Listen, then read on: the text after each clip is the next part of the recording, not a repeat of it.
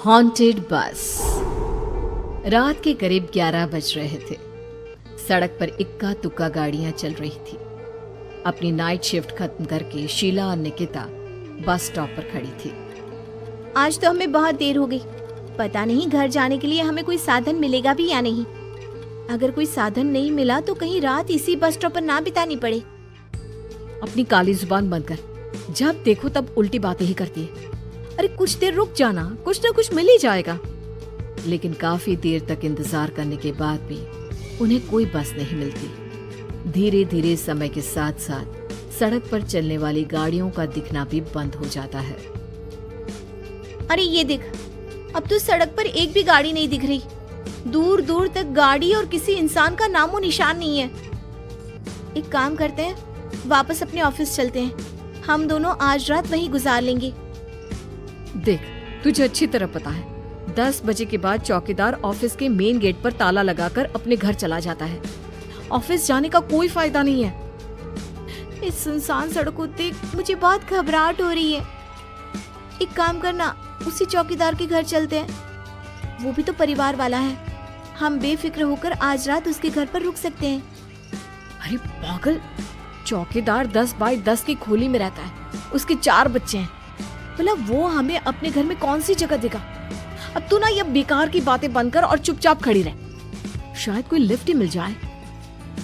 फिर काफी देर इंतजार करने के बाद आखिरकार एक नीले रंग की बस उनके सामने आकर रुकती है। बस का दरवाजा खोल कंडक्टर उन दोनों से कहता है, कहिए कहाँ जाना है आप दोनों को? देखिए मेरी पूरी बस खाली पड़ी है। मैं आप दोनों को आपके ठिकाने पर छोड़ दूंगा। इतना कहकर कंडक्टर मुंह में भरे पान की पिचकारी सड़क पर दे मारता है। निकिता, लोगों का कहना है कि कुछ महीने पहले इसी तरह अंधेरी रात में एक नीली बस के अंदर कुछ बदमाशों ने एक जवान लड़की की हत्या कर दी थी। इस बस का रंग भी नीला है। कहीं ये वही बस तो नहीं? कंडक्टर शीला की बात सुन लेता है और मुस्कुराते हुए कहता है, देखिए मेम साहब, उस घटना के बारे में मैंने भी सुना है। माना कि उस बस का रंग और मेरी बस का रंग एक है, लेकिन दुनिया में नीले रंग की एक ही बस तो नहीं है ना। ये तो सिर्फ एक इत्तेफाक है।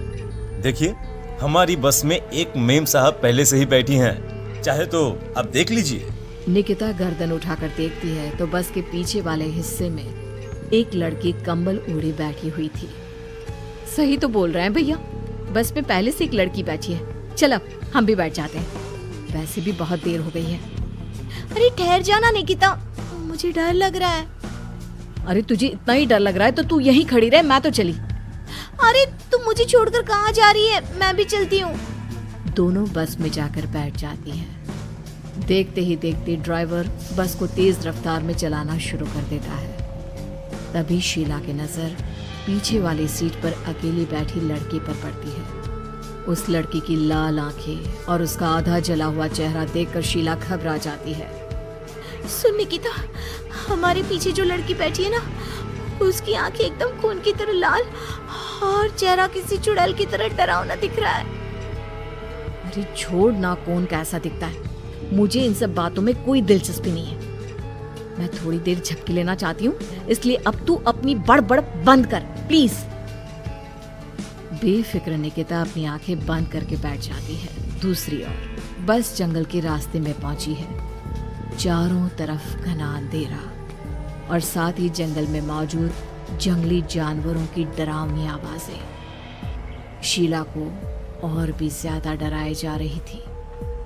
थोड़ी ही देर में बस एक बरगद के पेड़ के पास से गुजरती है।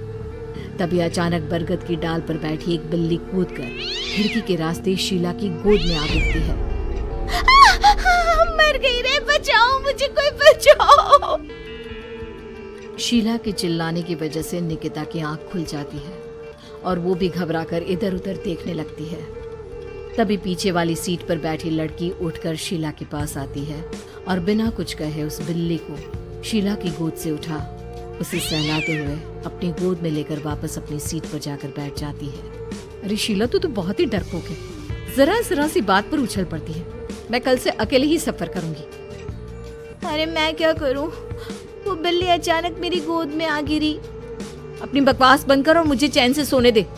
इस तरह शीला को डांटकर निकिता फिर सो जाती है। पर तभी अचानक एक झटके से ब्रेक लगाकर ड्राइवर बस को रोकता है। शीला खिड़की से बाहर झांक कर देखती है तो उसे सड़क के किनारे एक काला आदमी खड़ा दिखाई देता है। उसकी बड़ी बड़ी दाढ़ी और अजीब से कपड़े देखकर शीला को घबराहट होने लगी। क्या हुआ ड्राइवर भैया, आपने बस क्यों रोक दी? अरे वो देखो, वहाँ वो सड़क के किनारे एक आदमी खड़ा है, उसी के लिए मैंने बस रुकवाई है। शीला निकिता को धक्का देकर नींद से जगाती है। अरे अब क्या हुआ? वो देख, सड़क किनारे कितना डरावना आदमी है। उसका अजीबोगरीब हुलिया देखकर लगता है जैसे कोई शैतान खड़ा हो। अब शीला की तरह निकिता भी उस आदमी को देखकर थोड़ा डरने लगती है। कंडक्टर, क्या तुम उस आदमी को बस में चढ़ाने वाले हो? उसे देखकर हमें डर लग रहा है, उसे बस में मत चढ़ाओ। अरे डरने की कोई बात नहीं है मेम साहब, ये आदमी जंगल के पीछे वाले गांव में रहता है। ये रोज इसी वक्त मेरी बस में बैठकर पड़ोस वाले गांव में जाता है। और वैसे भी ये बेचारा गूंगा है। अगर आप लोगों को डर लगता है तो मैं इसे ड्राइवर के बगल में बिठा देता हूँ। ओह अच्छा, ठीक है। फिर कंडक्टर का इशारा पाते ही वो आदमी बस में सवार हो जाता है। ड्राइवर दोबारा एक्सीलेटर पर जोर देकर बस को आगे बढ़ाता है। थोड़ी ही देर में बस एक घाटी पर चढ़ती है। बस के एक तरफ गहरी और डरावनी खाई थी, पर ड्राइवर को इस बात से कोई फर्क पड़ता नजर नहीं आ रहा था। वो लगातार बस की रफ्तार बढ़ाकर बस चलता जा रहा था। ड्राइवर भैया, आप देखते नहीं क्या बगल में इतनी गहरी खाई है? बस की रफ्तार लगातार बढ़ाए जा रहे हो, थोड़ा धीरे चलाओ ना।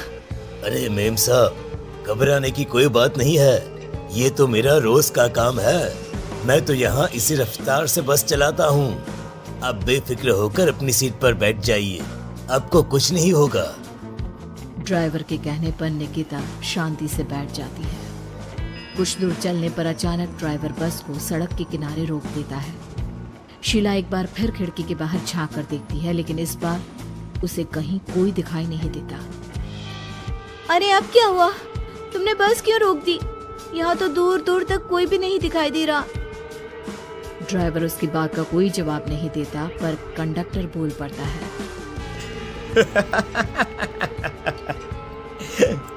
ये हमारी फेवरेट जगह है, हम अपने सारे अच्छे काम यहीं पर करते हैं। अब हमारा प्रोग्राम खत्म होने के बाद ही बस यहाँ से आगे बढ़ेगी। इतना कहते ही कंडक्टर सीट के नीचे रखी एक शराब की बोतल निकालता है। अरे ये सब क्या है? तुम्हारे बस में सवारी बैठी है, उन्हें घर पहुंचाने की जगह तुम यहाँ सड़क के बीच में बस रोककर शराब पियोगे? बस में लड़कियों के बैठे हुए भी तुम्हें ये सब करते हुए शर्म नहीं आती? कंडक्टर कोई जवाब नहीं देता और मुस्कुराते हुए शराब पीने लगता है। तभी ड्राइवर और दूसरा आदमी भी कंडक्टर के साथ मिलकर शराब पीने लगते हैं। निकिता, मुझे इन तीनों के इरादे कुछ ठीक नहीं लगते। हमने इस बस में बैठकर बहुत बड़ी भूल कर दी। तू घबरा मत, मैं हमेशा अपने पर्स में छोटा सा चाकू रखती हूँ। उसके रहते ये तीनों हमारा कुछ नहीं बिगाड़ पाएंगे। देखो गज्जू भैया, हमारी बस में इस समय 3 जवान लड़कियां बैठी हैं। कहो कहो सबसे पहले किसका शिकार किया जाए? मैं तो कहता हूँ कि सबसे पहले वो जो पीछे अकेले जो बैठी है ना, उसे पकड़ कर लाओ। उसके बाद इन दोनों का प्रोग्राम फिट करेंगे। ठीक है, जैसी तुम्हारी मर्जी।